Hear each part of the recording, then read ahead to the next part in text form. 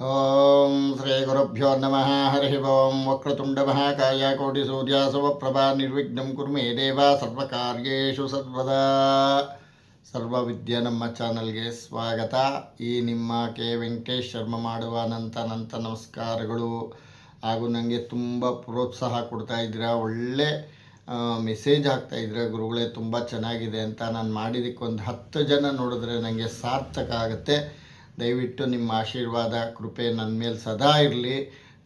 ದಯವಿಟ್ಟು ಇನ್ನೂ ಒಳ್ಳೊಳ್ಳೆಯದು ವಾಸ್ತು ಬಗ್ಗೆ ಹಾಕ್ತಾಯಿರ್ತೀನಿ, ಮಾಟ ಮಂತ್ರದ ಬಗ್ಗೆ ಹಾಕ್ತಾಯಿರ್ತೀನಿ, ಜೀವನದಲ್ಲಿ ಕಷ್ಟಗಳ ಬಗ್ಗೆ ಯಾಕೆ ಕಷ್ಟ ಬರುತ್ತೆ ಅಂತಕ್ಕಂಥದ್ದು ಹಾಕ್ತಾಯಿರ್ತೀನಿ, ನಮಗೆ ಯಾವ ರೀತಿ ತೊಂದರೆಗಳು ನಾವು ಅನುಭವಿಸ್ತೀವಿ ಅಂತಕ್ಕಂಥದ್ದು ಹಾಕ್ತಾಯಿರ್ತೀನಿ, 27 ನಕ್ಷತ್ರದ ಹಾಕ್ತೀನಿ, 12 ರಾಶಿದು ಹಾಕ್ತೀನಿ. ನಮಗೆ ಒಬ್ಬ ಮನುಷ್ಯಂದು ಸುಮಾರು ಒಂದು 26ರಿಂದ 27 ಕುಂಡ್ಲಿಗಳು ಬರುತ್ತೆ. ಒಂದೊಂದು ಕುಂಡ್ಲಿದಲ್ಲಿ ಒಂದೊಂದು ಇದರಲ್ಲಿ ನಮ್ಗೆ ಯಾವ ರೀತಿ ಇರುತ್ತೆ ಅಂತಕ್ಕಂಥದ್ದು ಹಾಕ್ತೀನಿ. ಮುಂದಕ್ಕೆ ಮಾಂದಿ ಗ್ರಹದ ಬಗ್ಗೆ ಹಾಕ್ತೀನಿ. ಗುಳಿಕಾ ಮಾಂದಿ ಅಂದರೆ ಇಬ್ಬರು ಒಂದೇ.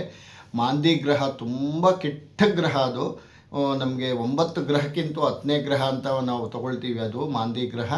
ಇವಾಗ ನಾನು ನಿಮಗೆ ವಿಷಯಕ್ಕೆ ಬರ್ತಾಯಿದ್ದೀನಿ. 12ನೇ ತಾರೀಕು ಅಂದರೆ 1 ಅಂದರೆ ಸೂರ್ಯ, 2 ಅಂದರೆ ಚಂದ್ರ, 1, 2, 3 ಅಂದರೆ ಗುರು ಸಂಖ್ಯೆ ಆಗ್ತಕ್ಕಂಥದ್ದು. ಅದಕ್ಕೆ ನಾವು ಫಸ್ಟು ಗುರುದೇವರುಗಳನ್ನ ಆರಾಧನೆ ಮಾಡ್ಕೊಳ್ಳೋಣ. ದೇವಾನಾಂಚ ಋಷೀನಾಂಚ ಗುರು ಕಾಂಚನ ಸುನ್ನಿಭುಂ ಬುದ್ಧಿಭೂತಂ ತುಲೇಕೇಶಂ ತಂ ನಮಾಮಿ ಬೃಹಸ್ಪತಿಂ. ಓಂ ಗುರವೇ ನಮಃ. ಓಂ ದೇವಾನಾಂಚ ಋಷೀನಾಂಚ ಗುರು ಕಾಂಚನ ಸನ್ನಿಭಂ ಬುದ್ಧಿಭೂತಂ ತು ಲೋಕೇಶಂ ತಂ ನಮಾಮಿ ಬೃಹಸ್ಪತಿಂ.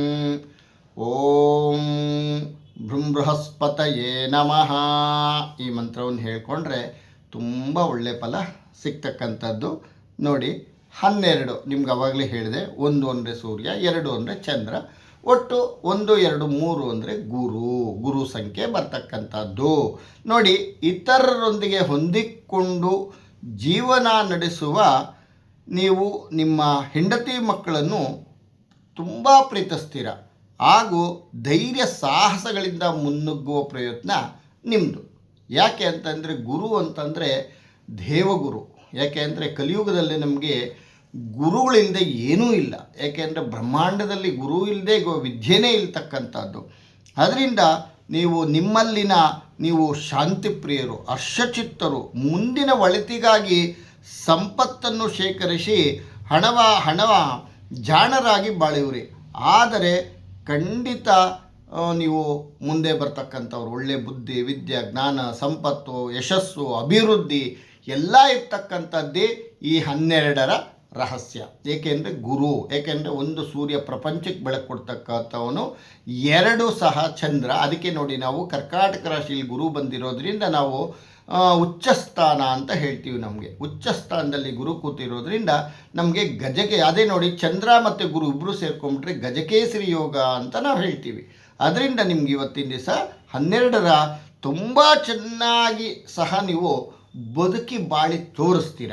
ಆಮೇಲೆ ನೋಡಿ, ನಿಮಗೆ ದೌರ್ಬಲ್ಯಗಳು ಯಾವ ರೀತಿ ಬರುತ್ತಪ್ಪ ಅಂತಂದರೆ, ಈ ದಿನಗಳಲ್ಲಿ ಈ ದಿನಾಂಕದಲ್ಲಿ ಜನಿಸಿದವರು ಬಹಳ ಮುಂಗೋಪಿಗಳು, ಆತ್ಮವಿಶ್ವಾಸದಿಂದ ನರಳುವರು ಆಗಿರು.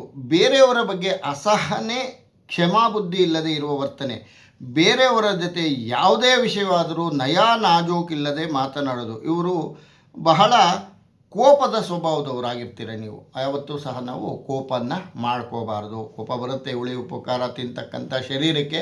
ಸ್ವಲ್ಪ ನೀವು ಕೋಪ ಬಂದಾಗ ನೀವು 1, 2, 3, 4, 5, 6, 7, 8, 9, 10 ಅಂತ ಎಣಿಸ್ಕೊಳ್ಳಿ. ಸ್ವಲ್ಪ ಕೋಪ ಶಮನವಾಗುತ್ತೆ.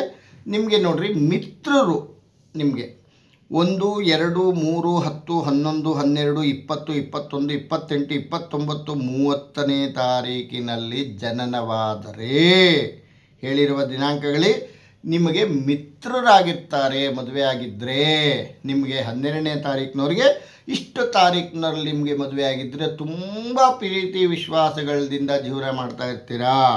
ಅದೇ ನೋಡಿ, ನಿಮಗೆ 4, 7, 13, 16, 22, 25, 31 ದಿನಾಂಕಗಳಲ್ಲಿ ಜನಿಸಿದರೆ ನಿಮಗೆ ಶತ್ರುಗಳಾಗಿ ಪರಿವರ್ತನೆ ಆಗ್ತೀರಾ.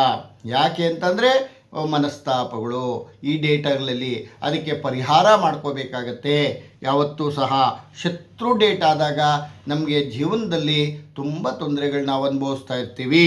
ಅದರಿಂದ ಅದೃಷ್ಟ ದಿನಾಂಕಗಳು ನೋಡಿ, ನೀವು 2ನೇ ತಾರೀಕು, 3ನೇ ತಾರೀಕು, 11ನೇ ತಾರೀಕು, 12ನೇ ತಾರೀಕು, 20ನೇ ತಾರೀಕು, 30ನೇ ತಾರೀಕು, 31ನೇ ತಾರೀಕು ಈ ದಿನಾಂಕಗಳಲ್ಲಿ ಅದೃಷ್ಟ ತರುತ್ತದೆ.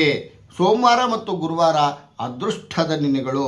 ಆಕಾಶ ತಿಳಿ ಮತ್ತು ನೀಲಿ ಮತ್ತು ಬಿಳಿ ನಿಮಗೆ ಅದೃಷ್ಟ ತಂದುಕೊಡ್ತಕ್ಕಂಥ ಬಣ್ಣಗಳು.